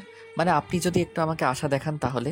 ম্যাডাম এখন বিদেশে আছে, মানে যুক্তরাষ্ট্রে আছে। উনি আসলে আপনার সাথে দেখা করবে খুব তাড়াতাড়ি। আচ্ছা স্যার, তাহলে সেটাই হবে। প্লিজ আপনি আসলে আমাকে একটু ফোন করে দিন। আমি ম্যামের আমি ম্যাম আর আমার সাথে একটু কথা বলবো প্লিজ। আপনি এত উত্তেজিত হবেন না, নিশ্চিন্তে বাড়ি গিয়ে ঘুমিয়ে থাকেন। আর প্রেমিকের সাথে সব কথা কমপ্লিট করে রাখেন, যে আপনার চাকরিটা হয়ে গিয়েছে মনে করেন। আপনার এই কৃতজ্ঞতা যে আমি কিভাবে প্রকাশ করব নিজেই বুঝতে পারতেছি না স্যার। আপনি সত্যি মহৎ মানুষ স্যার। আমিও আপনার জন্য তেমন কিছুই করিনি। ম্যাডাম আপনার গল্পটা শুনেছে আমার কাছে, অনেক ইন্টারেস্টিং লেগেছে, তার জন্য ম্যাডাম নিজেই তদন্ত করতে চেয়েছে। আর আপনার মতো আমিও একজন ছিলাম, তাই আমাকে ধন্যবাদ না দিলেও চলবে। আচ্ছা স্যার, তাহলে আমি এখন একটু বাসায় যাচ্ছি। গিয়ে তাকে একটু খবরটা জানিয়ে দিব। স্বস্তির খবর, স্বস্তির খবর বলে কথা। আচ্ছা ঠিক আছে, তাহলে আপনি এখন বাসায় চলে যান, কোনো সমস্যা নেই। আর নো টেনশনে থাকেন, আমি আপনাকে ফোন করে জানিয়ে দেব কবে দেখা করবেন। ঠিক আছে স্যার। আর আপনাকে আমার বাসায় ইনভাইট রইল স্যার। প্লিজ আপনি আমার বাসায় আপনি আমার বাসায় একদিন যাবেন। আপনার বিয়েতে অবশ্যই আমিও যাব, সমস্যা নেই। আপনার বিয়ে হওয়ার অপেক্ষায় রইলাম, শুভকামনা আপনার জন্য। মাসুদ আর কোনো কথা বলল না। খুশি মনে তার বন্ধুকে সাথে করে নিয়ে বাসায় চলে যাওয়ার জন্য গাড়িতে উঠে পড়ল। আর এদিকে আপন এবং পরি দুজনে অনেকক্ষণ ঘোরাঘুরি করলো সেখানে। তারপর দুজনে ইচ্ছা মতো যা ইচ্ছা ছিল সব দুজনে ইচ্ছাগুলো পূরণ করলো। তারপর দুজনে বাসার উদ্দেশ্যে রওনা দিল। আপন এসে পরীক্ষা বাসায় নামিয়ে দিল, দিয়ে চলে গেল। দুপুরের পর হয়ে গিয়েছে, তাই আপন খুব তাড়াতাড়ি বাসায় চলে গেল। গিয়ে গোসল করতে হবে, খাওয়া দাওয়া করতে হবে, তার কিছু কাজ আছে সেগুলো তাকে করতে হবে। আর এদিকে বাসায় এসে দেখে তার আব্বু হাসি মুখে তাকে বরণ করে নিল আর খাবার টেবিলে তাকে যাইতে বলল। আসলে বাবা বাইরে অনেক খেয়েছে, এখন খেতে ইচ্ছে করতেছে না। তুমি একটু খেয়ে নাও, আমি রাত্রে তোমার সাথে খাবো।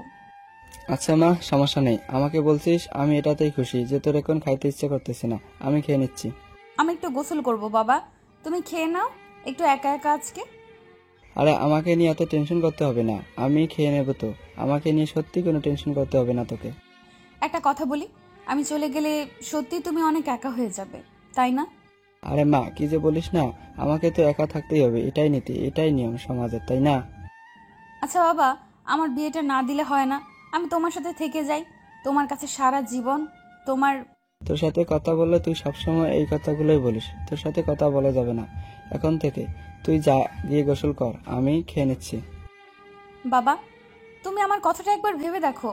আমি তোমার কাছে থেকে যাই বাবা, আমি নিজের কাজ নিজে করে খাবো, তাও আমাকে তোমার কাছ থেকে দূরে সরিয়ে দিও না। আরে পাগলি মেয়ে, আমার কাছ থেকে তোকে দূরে আমি কোথায় পাঠাবো বল? তুই তো আসবি যাবি, এভাবেই আমাদের শান্তি মিলবে। আচ্ছা ঠিক আছে বাবা, তাহলে তুমি গিয়ে তাড়াতাড়ি খেয়ে নাও, আমি গোসলটা করি, তারপর আমরা বাবা মেয়ে মিলে আড্ডা দেব। আরে মা, এখন আমাকে একটু বাইরে যেতে হবে, তাই আড্ডা দিতে পারলাম না। আর রাত্রে এসে একবার আড্ডা দেবো, কি বলিস? আচ্ছা ঠিক আছে বাবা, তাহলে আমি একটু গোসল করে বিশ্রাম করি, তারপর পড়তে বসবো। তোর যেটা ভালো মনে হয় মা, তুই সেটাই কর। কথাটা বলে রেজাউল সাহেব সেখান থেকে চলে গেল। আর এদিকে পরে নিজের ঘরে চলে আসলো। তারপর গোসল করার জন্য বাথরুমে চলে গেল। গোসল শেষ করে বাইরে এসে জামা কাপড় পরিবর্তন করে নিয়ে বিছানায় শুয়ে পড়লো। আর এদিকে মাসুদ বাসায় এসে গোসল করে খাওয়া দাওয়া করে পুরোপুরা মেজাজে আছে আজকে। আর আজকে সন্ধ্যার পর তো পরি এর সাথে দেখা করতে যাবে, তাই আরও মন মেজাজটা অনেক সুন্দর। তারপর মাসুদ বাইরে আসলো, ফোনটা হাতে করে নিয়ে পরীকে খবরটা জানিয়ে দেবে। আর রাত্রে তো দেখা করতে যাবে। পরে আবার মাসুদ মনে পড়লে ভাবলো যে যখন দেখা হবে তখন এই সংবাদটা দেবে, তখন পরি এর রিয়াকশনটা মাসুদ সামনাসামনি দেখতে পারবে। হ্যালো, কোথায় তুমি? আর কি করতেছো? সকাল থেকে কোনো খোঁজ খবর নিচ্ছ না আমার। তোমার খোঁজ খবর নিব কিভাবে আমি বলো? তুমি আছো ব্যস্ত, আর এখন যদি তোমাকে আমি ডিস্টার্ব করি তোমার একটু ডিস্টার্ব ফিল হবে, বোঝো না কেন? এখন তুমি এত বুঝে শুনে কথা বলো, আগে তো তুমি হঠাৎ ফোন করতে আমাকে, আমার কথা মনে পড়লেই আমার কোনো কাজ থাক বা না থাক তুমি আমাকে ফোন দিতে। আর এখন মাসুম, তুমি ভালো করে জানো এখন আমি ব্যস্ত থাকি, আর তুমিও ব্যস্ত থাকো, তার জন্য তোমাকে ডিস্টার্ব করতে চাই না। এখন আমি বুঝি যে কেউ ব্যস্ত থাকলে ডিস্টার্ব করলে কেমন লাগে। কিন্তু আমি কেন জানি এটা মেনে নিতে পারতেছি না, বুঝছো? তোমার এই খোঁজ খবর নেওয়াটাকে খুব মিস করতেছি ইদানিং। সময়ের সাথে সব কিছু মানিয়ে নিতে হয়, সময়ের সাথে সব কিছু মানিয়ে নিতে শিখবো, তাহলে সুখে থাকা যায়। তুমি যেভাবে কথা বলতেছো আমি তোমার কথার কোনো কিছুই বুঝতে পারতেছি না, বুঝছো? তোমার কথার মাঝে কেমন জানি অন্য অন্য রকমটা ভাব চলে এসেছে। এখন এসব বাদ দাও, তোমার চাকরির কি হলো? আর তুমি তো আজকে সন্ধ্যার পর আসবা তো? আসলে চাকরির খবরটা এখনো কনফার্ম হয়নি আমার। আর কথা হলো যে দেখি চাকরিটা হয় কি না, না হলেও তো সমস্যা নেই। তোমার বাসা থেকে তখন বিয়ের প্রেশার দিচ্ছে না। দেখো মাসুম, কি হয়, কিন্তু আমি তোমার জন্য আর অপেক্ষা করতে পারবো না, এই কথাটা শুনে রাখো। আজকে সন্ধ্যার পর আসো, তারপর সরাসরি বলবো এখন কথা। তুমি এরকম করতেছো কিসের জন্য? আমি তোমার কাছে কয়েক মাস পর চাইছি তো, তাই না? তুমি পরীক্ষাটা দেওয়ার আগে আমি চাকরির ব্যবস্থা করে ফেলবো। চাকরিটা কিন্তু তুমি না পেলে এবার কিন্তু আমাকে আর পাবা না, সেটা ভালো করে আমি তোমাকে বুঝিয়ে দিচ্ছি। পরে বলতে পারবো না যে তুমি আমাকে বলনি কেন। আমার উপর তোমার বিশ্বাস নেই আমি কি কি করতে পারি, তুমি তো ভালো করে জানো। আর চাকরি একটা ম্যানেজ করতে পারবো না তুমি ভাবলে কি করে? তোমার এসব মুখের চাপা তোমার কাছেই রাখো, বুঝছো? আজকে সন্ধ্যার পর সরাসরি কিছু কথা আছে, সেগুলো আমি তোমার সাথে শেয়ার করব। তোমার কথায় কেন জানি আমি অন্যরকম একটা ভাষা বুঝতে পারতেছি। তুমি কি কোনো কিছু করতে চাচ্ছ? দেখো, সব সময় কিন্তু মন মেজাজ ভালো থাকে না, তাই বলেছি এখন কথা বলতে পারবো না। তুমি গিয়ে তোমার মতো আড্ডা মারো, আমাকে আমার মতো থাকতে দাও। সন্ধ্যার পর আসো, কথা হবে। কথাটা বলার পরেই ফোন রেখে দিল মাসুদকে। আর ফোন কিছু বলার সুযোগ দিল না, কারণ আপন পরীকে বারবার ফোন দিচ্ছিল। তার জন্য পরী খুব তাড়াতাড়ি ফোনটা কেটে দিল। আর সাথে সাথেই আপন আবার ফোন করলো। পরী একটু নিজেকে কন্ট্রোল করে নিয়ে একটু ধীরে সাস্তে নিঃশ্বাস নিল। কারণ এখন আবার আপনকে তাকে কি বলবে না বলবে, এখন কি মিথ্যা কথা বলতে হবে সেগুলো একটু ভেবে নিল। তারপর ফোনটা রিসিভ করলো। আর ফোনটা রিসিভ করার সাথে সাথেই আপন একটু রেগে পরীকে বলতে লাগলো, কি ব্যাপার, আমি তোমাকে এতবার ফোন দিচ্ছি, তোমার ফোন ব্যস্ত দেখাচ্ছে, কার সাথে কথা বলতেছো এতক্ষণ? মানে কিছু বুঝলাম না তো, তুমি আমাকে এইভাবে রাগ দেখিয়ে কথা বলতেছো কিসের জন্য? বুঝলাম না আমি কিছু। আমি কতক্ষণ ধরে ফোন দিচ্ছি আর তুমি ফোন রিসিভ করতেছো না, কার সাথে জানি কথা বলতেছো, ব্যস্ত দেখাচ্ছে বারবার। এইভাবে রাগ দেখানোর কি আছে? সুস্থ মস্তিষ্কে জিজ্ঞেস করলে তো আমি প্রশ্নের উত্তরটা দেবো, তাই না? আপনি আমাকে রাগ দেখাচ্ছেন কেন? আচ্ছা, আমার রাগ হয়েছে, এখন বলো তুমি কার সাথে কথা বলতেছিলে এতক্ষণ ধরে? আসলে বাবা বাইরে গেলে তো, তাই আমার কিছু জিনিস লাগবে, আর বাবাকে সেগুলো নিয়ে আসার জন্য বললাম। বাবা আমাকে কিছু কাজ বুঝিয়ে দিল, সেগুলো আমাকে করতে বলল। ও আচ্ছা, কথাটা আগে বলবেন না? আগে বললে তো হতো, তাহলে হয়তো এভাবে বলতাম না। আপনি কি আমাকে বলার একবারও সুযোগ দিয়েছেন? আর এভাবে এখন বলছেন, মেজাজটা খারাপ না হয় কেন? ঠিক আছে, এটা নিয়ে আমি আর কোনো কথা বলতে চাই না। আর সেটা হচ্ছে যে, শোনেন, আমি একটা কথা বলি, আপনার কোনো কথা শোনার ইচ্ছে করতেছে না। এখন আপনি ফোনটা রাখেন, পরে কথা বলবো মাথা ঠান্ডা হলে। আমার কথাটা তো শুনবেন, শোনেন না একটু, রাগ কম করে করেন বুঝছেন? কারণ এত রাগ করা ঠিক না তো। আমি কি বললাম তার জন্য এতটা রাগ করতেছেন? আপনার কথা আপনার কাছেই রাখেন, বুঝছেন? আপনি আমাকে হুটাহুটি এইভাবে রাগ দেখাচ্ছেন, সন্দেহ করতেছেন বিয়ের আগে, তার মানে কি? আরে বাবা, বলতেছি তো আমার ভুল হয়ে গিয়েছে। এভাবে সন্দেহ করা, আমি আর জীবনেও তোমাকে সন্দেহ করব না, কানে ধরে বলতেছি। আচ্ছা ঠিক আছে, কথাটা যেন মনে থাকে, না হলে কিন্তু খুব খারাপ হবে বলে দিচ্ছি। তারপর দুজনে কথা বলা শুরু করে দিল একে অন্যের সাথে, কি করবে না করবে বিয়ের। তারপর তারা বাসর রাতে কেমন করে কি করবে না করবে সব প্ল্যানিং করা শুরু করে দিল একে অন্যের সাথে, একদম ফ্রি মাইন্ডে।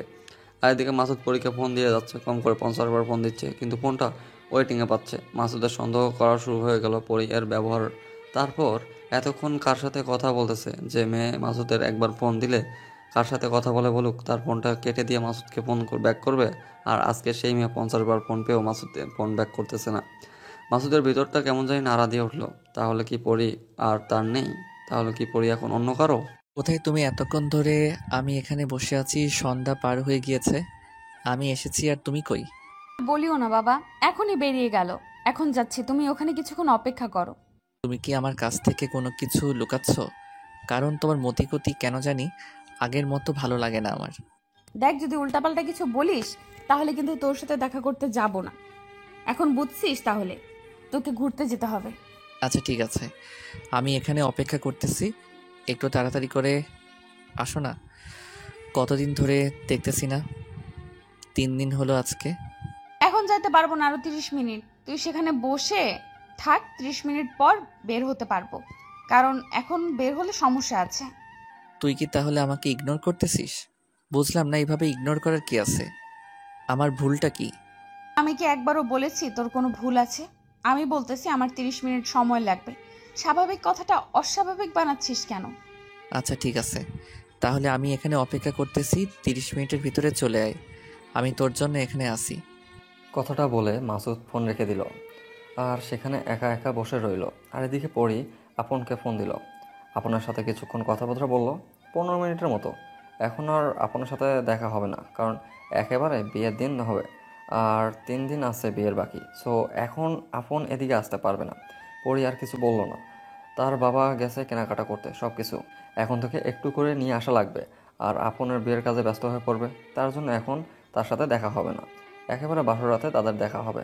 পরি আর কোনো কিছু বলল না, চুপচাপ ফোনটা রেখে দিল। তারপর বেরিয়ে আসলো মাসুদের সাথে দেখা করার জন্য। এতক্ষণ সময় লাগে? তুমি 30 মিনিটের কথা বলে 45 মিনিট পর আসলে। তারপরও যে আসতে পেরেছি এটা তোমার কপাল, বুঝতে পারছো? না হলে তো আসতামই না। তুমি আমাকে কি বোঝাতে চাচ্ছ? আমি বুঝতে পারতেছি না, তুমি আমাকে বলবা তুমি আমাকে কি বোঝাতে চাও? আমি আবার তোকে কি বোঝাতে চাইবো বুঝলাম না। আমি তোকে বললাম আজকে এখানে আসতে পারলাম, এটা তোর কপাল। তুই আমাকে ক্লিয়ার করে বলতো তোর সমস্যা কি হয়েছে? এই 3 দিনে তোর এত পরিবর্তন কেন? কি সমস্যা হয়েছে আমাকে খুলে বল। আমি সরাসরি এখানে তোকে বলে দিচ্ছি, সেটা হচ্ছে যে আমি তোকে বিয়ে করতে পারবো না। এসব কি বলতেছিস তুই? তোর মাথা ঠিক আছে? তুই কি বলতেছিস এগুলো? আমি যেটা বলছি ঠিক বলতেছি, কারণ আমি তোকে বিয়ে করতে পারবো না, এটা আমার ফাইনাল কথা। দেখ, এখন ফাইজলামি করিস না। আমি তোর জন্য এত দৌড়াদৌড়ি করে চাকরিটা ম্যানেজ করলাম, এখন তুই এটা কি বলেছিস? আমি তোকে ছাড়া থাকতে পারবো না, তুই ভালো করে জানিস। আসলে আমার বিয়ে ঠিক হয়ে গিয়েছে। 3 দিন হলো আমার বাবার পছন্দের ছেলেকে আমি বিয়ে করতেছি। আমার বাবার উপর আমি কোনো কথা বলতে পারলাম না। তাহলে এগুলো কি ছিল আমার সাথে? এগুলো কি ছলনা ছিল? আমাকে কি তুই সত্যি ভালোবাসতি না? দেখ, ভালোবাসা দিয়ে দুনিয়া চলে না, দুনিয়া চলে টাকা দিয়ে। আর একটা কথা শোন, তোকে আমি ভালোবাসতাম কিন্তু এখন আর বাসি না। তুই এত সহজে বলে দিতে পারলি যে তুই আমাকে আর ভালোবাসিস না? দেখ, যখন তোকে আমি ভালোবাসতাম তখন নিজের সবটা দিয়ে ভালোবেসেছিলাম। এখন ভালো লাগে না, তাই এখন ভালোবাসি না। দেখ, তুই আমার সাথে এরকমটা করিস না, আমি সত্যিই মরে যাব, আমি বেঁচে থাকতে পারবো না তোকে ছাড়া। এখানে আমি কি করতে পারি? আমার বিয়ে ঠিক হয়ে গিয়েছে গত পরশু দিন। আমার বিয়ে তোকে দাওয়াত দিলাম, এসে খেয়ে যাস। যে পরি আমাকে বলল চাকরি নেওয়ার কথা, যে পরি আমাকে বলল বিয়ে করবে আমাকে, তার জন্য এত তাড়া দিল, এত তাড়াতাড়ি আমি চাকরি নিলাম, যে পরীকে ছাড়া আমি থাকতে পারবো না। আর সেই পরি কি বলে আমাকে নাকি সে ভালোবাসে না। তোকে আমি সত্যি কথাটাই বললাম, মিথ্যে বলে কি হবে বল? 2 দিন পর তো জানতে পারবি যে আমার বিয়ে হয়ে যাচ্ছে, তখন অযথা কষ্ট পাবি। তাই এখন থেকে বলে দিলাম। তাহলে সত্যি তুই আমাকে ভালোবাসিস না? যেগুলো ছিল সব কিছু তোর অভিনয় ছিল, আমার সাথে কেন এরকমটা করলি তুই? আরে বললাম না, ভালোবাসা দিয়ে পৃথিবীটা চলে না, টাকার উপর দিয়ে পৃথিবীটা চলে। আর ভালোবাসা টাকা দুইটা একসাথে আমি পেয়েছি, তার জন্যই তোকে ছেড়ে দিয়েছি। তুই এরকমটা করতে পারিস না, তুই ভালো করে জানিস তুই আমার সাথে মজা করতেছিস, আমি বুঝতে পারতেছি। প্লিজ এরকম মজা করিস না। আমি কোনো ধরনের মজা করতেছি না, আমি সিরিয়াসলি বলতেছি। পরশুদিন আমার বিয়ে, কালকে থেকে বিয়ের কার্যক্রম শুরু হবে। বিশ্বাস না হলে খোঁজখবর নিয়ে দেখতে পারিস। তাহলে আমার কি হবে বল? আমি কেমনে বেঁচে থাকবো তোকে ছাড়া? আমি কি জানি তুই কিভাবে বেঁচে থাকবি? আমি কি জানি তুই কিভাবে বেঁচে থাকবি? আর আমাকে ছাড়া তুই বেঁচে থাকতে পারবি না কিসের জন্য? চাকরি কর, তারপর একটা মেয়েকে দেখে বিয়ে করে নিয়ে আয়, তাহলেই তো হয়ে যায়। আমি আমার লাইফ সেটেল করার জন্য সেখানে বিয়ে করতেছি। তারপর তুই একটা মেয়েকে বিয়ে কর, তারপর সেই মেয়ের সাথে তোর লাইফ সেটেল করে নে। তুই এত নর্মাল হয়ে এই কথাগুলো কিভাবে বলতে পারতেছিস বল? যে তুই আমাকে পাগলির মতো ভালোবাসছিস, তুই আমাকে ছেড়ে চলে যাচ্ছিস, একটাবার এই হতভাগার কথা চিন্তা করতেছিস না যে আমার কি হবে, আমি কেমনে তোকে ছাড়া থাকবো, আমি কিভাবে বাঁচবো তোকে ছাড়া? আমার বাবা যে সিদ্ধান্ত নিয়েছে আমার জন্য ভালো সিদ্ধান্তই নিয়েছে, তাই আমি আমার বাবার সিদ্ধান্তকে আমি সম্মান জানিয়ে সেখানে মতামত দিয়েছি। এরকমটা করিস না, সত্যি আমি শেষ হয়ে যাব। আমি ধীরে ধীরে নিজেকে শেষ করে দেব, তাহলে আমি বেঁচে থাকতে পারবো না। আমার জন্য কি একটু মায়া হচ্ছে না? দেখ আমার দিকে তাকা না, আমার অবস্থা দেখ, আমি শেষ হয়ে যাব। আমার এখানে কিছু করার নেই। আমি এই কথাগুলো বলার জন্য তোর এখানে এসেছিলাম, আর এখানে আসার আমার কোনো ইচ্ছে ছিল না। আমি কারণ আমার হবু স্বামীর সাথে কথা বলেছিলাম, তখন কিছু করার ছিল না, সব কিছু শেষ করার জন্য এখানে আসলাম। তাহলে তুই আমাকে টাকার জন্য ছেড়ে যাচ্ছিস?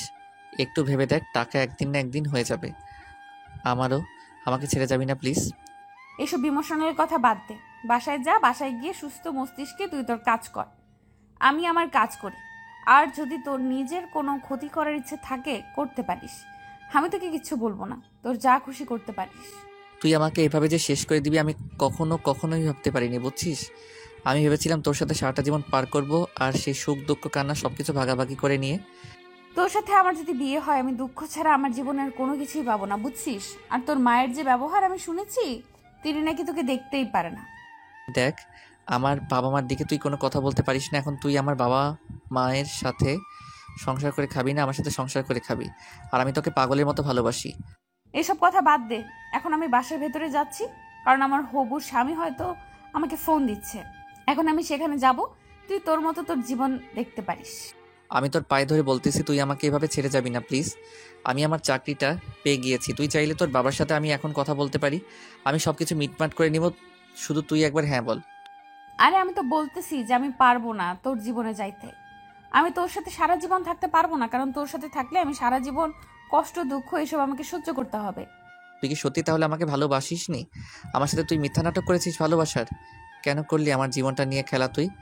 কোথায় খেলা করলাম তোর জীবন নিয়ে? তোর জীবন নিয়ে কি আমি খেলা করেছি? কোনো হাড়ি পাতিল বসিয়েছি? তোর জীবনে কিছুই তো বসাইনি, শুধু দেখা করেছি, 2 দিন কথা বলেছি। ও আচ্ছা ঠিক আছে, তাহলে তোরটাই হবে। তুই ছেড়ে যাচ্ছিস, যা ছেড়ে আমিও আমার মতো না হয় আমার জগৎটা বেছে নেব। আরে যা যা, তোর যেটা ভালো লাগে তুই সেটাই করতে পারিস, তোকে কে মানা করেছি বলি? তুমি একটা বার আবার ভেবে দেখো, তোমাকে ছাড়া আমি থাকতে পারবো না, আমার পুরো শরীর স্তব্ধ হয়ে আছে। আমি তোকে কি বলেছিলাম যে এরকম ইমোশনাল ডায়লগ মারিস না আমার সামনে, বুঝছিস? তুই ভালো হয়ে যা, তোর জীবন তুই নিয়ে থাক, আমার জীবন আমাকে নিয়ে থাকতে দে। দেখো পরি, আমি সত্যি তোকে অনেক ভালোবাসি। তোকে কিভাবে বোঝাবো? আমি কি করলে তুই বুঝবি যে আমি তোকে ভালোবাসি? দেখ, যখন আমার ইচ্ছে হয়েছিল তোর সাথে ছিলাম, এখন ইচ্ছে হচ্ছে না, তোর সাথে থাকতে পারবো না। আর তোর সাথে আমার বিয়ে হয়ে যায়নি যে তোর সাথে আমার থাকতে হবে। কেন করতেছিস আমার সাথে এরকম? না করলে হয় না? একবার ফিরে আয় না, আমি তোকে ছাড়া থাকতে পারবো না রে। তুই কেন যাচ্ছিস আমাকে ছেড়ে? আমি কি ভুল করেছিলাম রে? এখানে তোর কোনো ভুল নাই, আমার কোনো ভুল নাই। আমরা নিজের ইচ্ছায় আমার সিদ্ধান্ত নিয়ে নিচ্ছি, আমি চলে যাচ্ছি তোর জীবন থেকে। তুই তোর জীবন নিয়ে ভালো থাক। তোকে ছাড়া আমি কেমনে ভালো থাকবো? তুই এটা আমাকে একবার বলে দে, তুই ছাড়া আমি কিভাবে থাকবো? তুই আমাকে এটা একবার বোঝা। আমি কিভাবে জানি তুই কিভাবে থাকবি? তোর জীবন তুই যেইভাবে পারিস সেইভাবে থাকিস। যদি ইচ্ছা হয় মদ খাবি, গাঁজা খাবি, যা খুশি তাই করিস, কিন্তু আমার কাছে আসবি না। তুই এভাবে বলতে পারিস? আমি কখনো কল্পনা করিনি যে তুমি আমাকে ছেড়ে চলে যাবি। আমি সবাইকে বলতাম আমার পরি আমাকে নিজের জীবনের থেকেও বেশি ভালোবাসে। আমি পাগল হয়েছি তো আমার নিজের জীবনের থেকে তোকে বেশি ভালোবাসবো, তাই না? 2-1 দিন কথা বলেছি, মিষ্টি কথা বলেছি, কিস করতে দিয়েছি, ধরতে দিয়েছি, আর তুই মনে করেছিস যে আমি তোর জন্য জীবন দেব। তুই কখনো সুখী হতে পারবি না। একদিন আমি ঘুরে দাঁড়াবো, কিন্তু তুই কখনো আর ঘুরে দাঁড়াতে পারবি না, এই কথাটা মাথায় রাখিস। চলে যাচ্ছি তোর জীবন থেকে আমি। আরে যা, তোর মতো বেকার ছেলে আর কি করতে পারবে? আমি ভালো করে জানি, বুঝছিস? শেষ পর্যন্ত তোর বাপের মতো কি কি কাজ করে খাবি, বা তোর বাপের মতো হয়তো ঘুষ খাবি, এটাই। এই কথাগুলো আমার হৃদয়ের গাথা থাকবে, প্রতিটা কথা, প্রতিটা লাইন, তোর প্রতিটা শব্দ আমার মনের ভেতর গাথা থাকবে। এখন আমি গেলাম, 8টা বাজে, আর এখানে থাকতে পারবো না, আমার বাবার আসার সময় হয়েছে, আর আমার হবু স্বামীকে সময় দিতে হবে। আর কালকে থেকে বিয়ের আয়োজন শুরু, সেখানে সময় দিতে হবে। তুই এখন যা। কথাটা বলে পরি সেখান থেকে চলে গেল আর মাসুদ সেখানে বসে কান্না করতে লাগলো, চিৎকার করে কান্না করতে লাগলো। চিৎকার করে কান্না করতে পারতেছে না সেখানে, সে ছেলে মানুষ, আর এইখানে কান্না করার মতো অবস্থাও না। সেখানে বসে পরে ইচ্ছা মতো কান্না করতেছে মাসুদ, প্রকাশ করতে পারতেছে না তার কষ্টগুলো, ভিতরে থাকা যন্ত্রণাগুলো।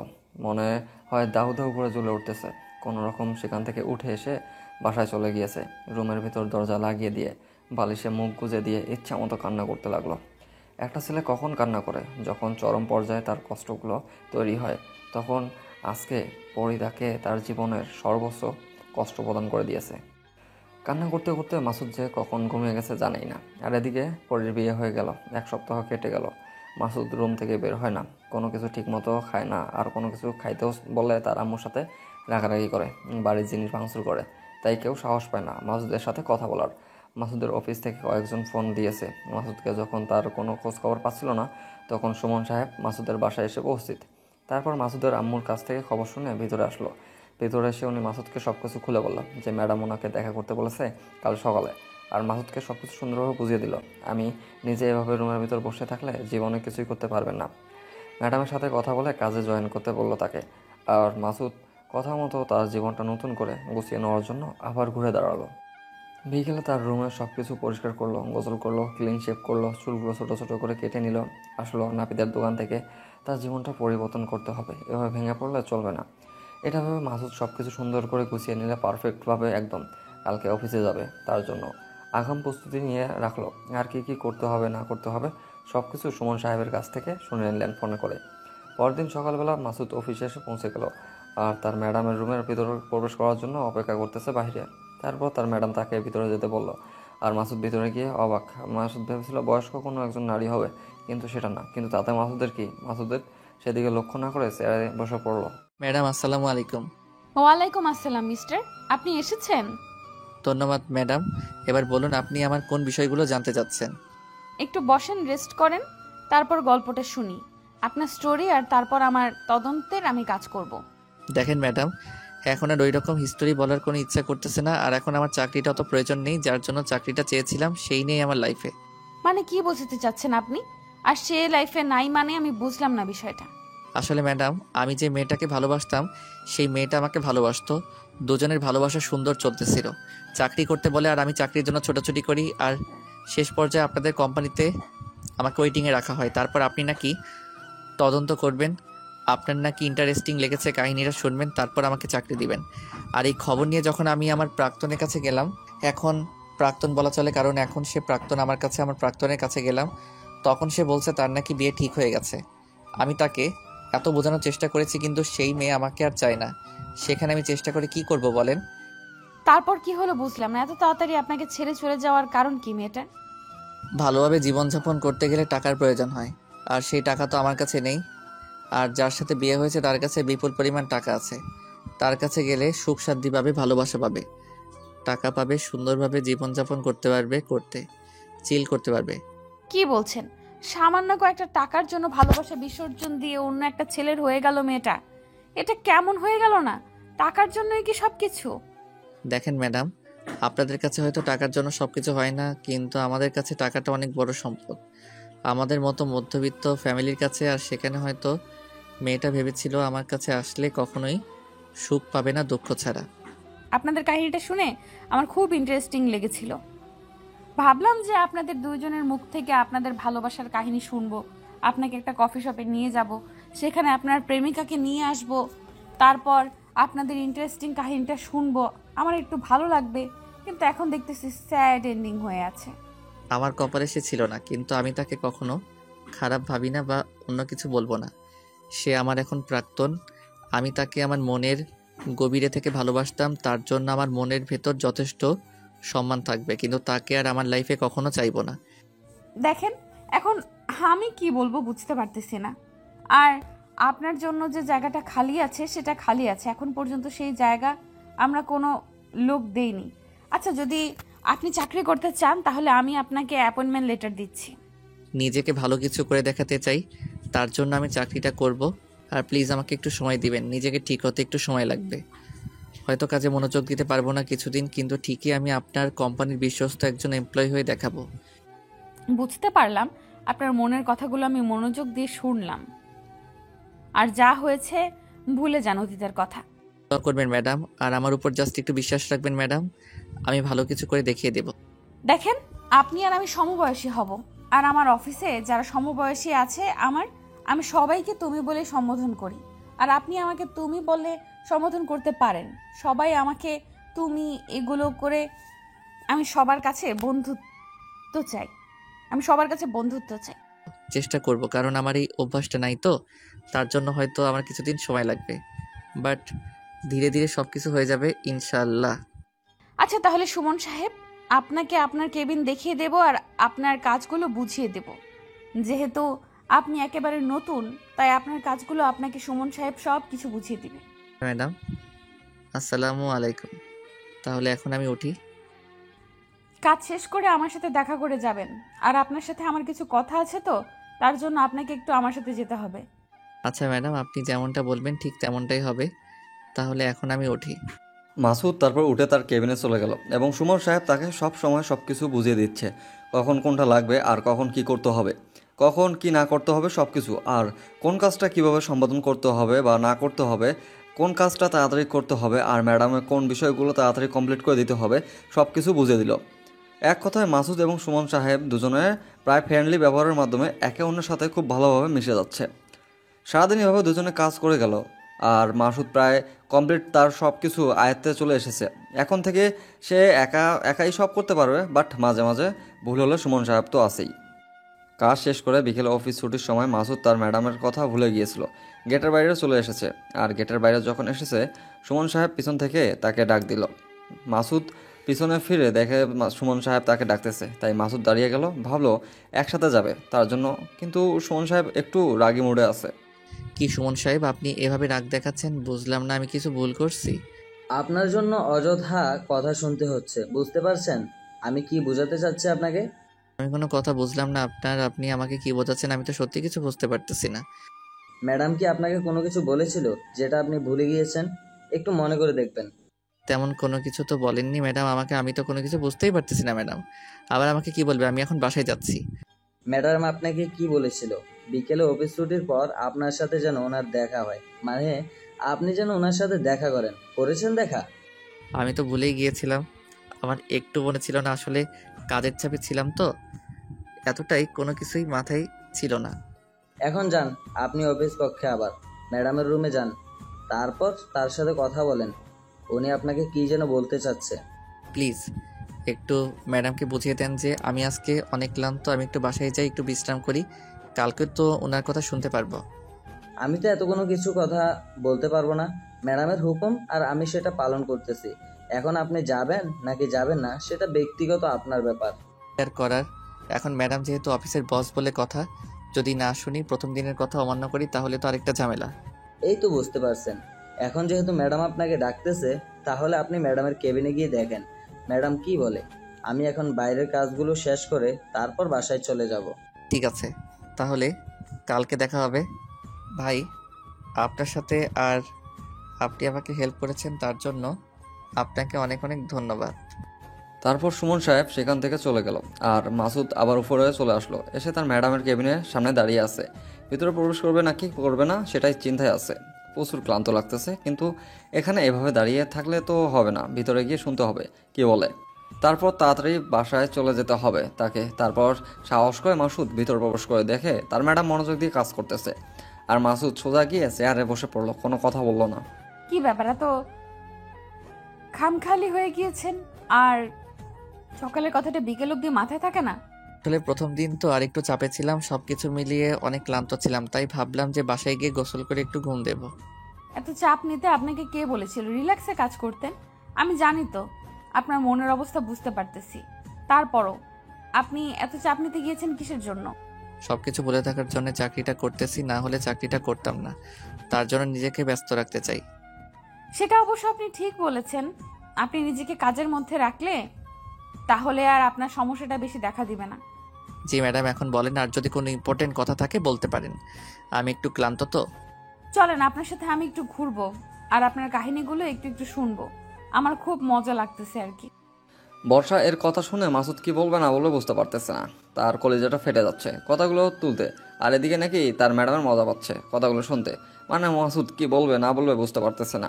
তার যে রাগ উঠতেছে সেটাও সে কল্পনা করতে পারতেছে না যে তার ম্যাডামকে এখন কি করা উচিত তার। কিন্তু কিছু না বলে চুপচাপ নিজের ভিতর রাগটা কন্ট্রোল করলো।